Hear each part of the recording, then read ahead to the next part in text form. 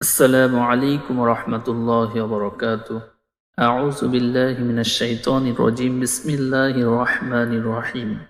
الحمد لله رب العالمين والعاقبة للمتقين والصلاة والسلام على رسوله محمد وعلى آله وأصحابه أجمعين.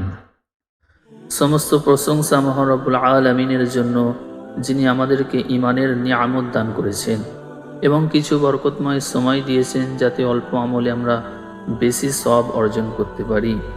প্রিয় দর্শক, আজ আমরা আলোচনা করব এমন একটি গুরুত্বপূর্ণ মাস নিয়ে, যেটি হচ্ছে শাবান মাস। শাবান মাস কোনটা? শাবান মাস হলো হিজরি সনের ৮ম মাস, যা রজব ও রমজান মাসের মাঝামাঝি অবস্থিত। আমরা এখন শাবান মাসের গুরুত্ব ফজিলত সম্পর্কে আলোচনা করি। হযরত আয়েশা রাদিয়াল্লাহু তাআলা আনহা থেকে বর্ণিত, তিনি বলেন, ফামা রাআইতু রাসূলুল্লাহ সাল্লাল্লাহু আলাইহি ওয়াসাল্লাম ইস্তাকমালা সিয়ামা শাহরিন ইল্লা রমাদান ওয়া মা রাআইতুহু আকসারা সিয়ামান মিনহু ফি শাবান। আমি রাসূলুল্লাহ সাল্লাল্লাহু আলাইহি ওয়াসাল্লামকে রমজান মাস ছাড়া অন্য কোনো মাসে পূর্ণ মাস রোজা রাখতে দেখিনি, আর আমি তাকে রমজান মাস ছাড়া শাবান মাস অপেক্ষা অধিক রোজা রাখতে আর কোনো মাসে দেখিনি।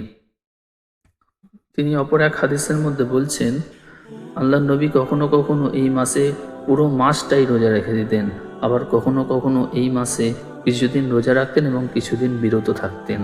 সম্মানিত উপস্থিতি, এই হাদিস থেকে আমরা বুঝতে পারলাম আল্লাহর নবী এই মাসে বেশি বেশি রোজা রাখতেন। আল্লাহর নবী কেন এত রোজা রাখতেন? হযরত ওসামা ইবনে যায়েদ রাদিয়াল্লাহু তাআলা আনহু আল্লাহর নবীকে একবার জিজ্ঞাসা করলেন, ইয়া রাসূলুল্লাহ, আপনি শাবান মাসে এত কেন রোজা রাখেন?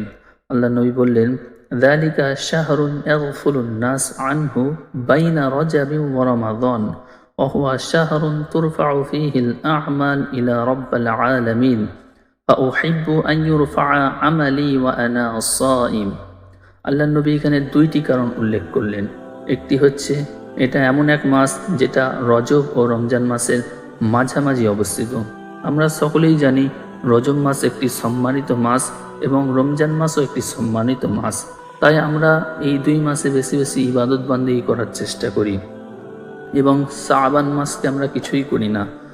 এই শাবান মাস সম্পর্কে আমরা উদাসীন বা গাফেল থাকি। আল্লাহ নবী বলছে, মানুষেরা যখন এই মাস সম্পর্কে গাফেল উদাসীন থাকে, তখন আমি রাসূলুল্লাহ রোজা রেখে আল্লাহর প্রিয় হওয়ার চেষ্টা করি। ২ নম্বর কারণ, এই মাসের মধ্যেই মানুষের বার্ষিক আমল নামা আল্লাহর দরবারে পেশ করা হয়। আল্লাহ নবী বলছেন, আমি ভালোবাসি, আমি চাই আমার আমল আল্লাহর দরবারে এমন সময় পেশ করা হোক যখন আমি রোজা অবস্থায় ছিলাম।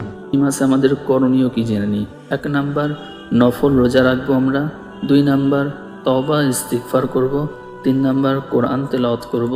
৪ নম্বর, দরুদ শরীফ পড়ব এবং ৫ নম্বর, মানুষের সাথে সুসম্পর্ক রাখবো।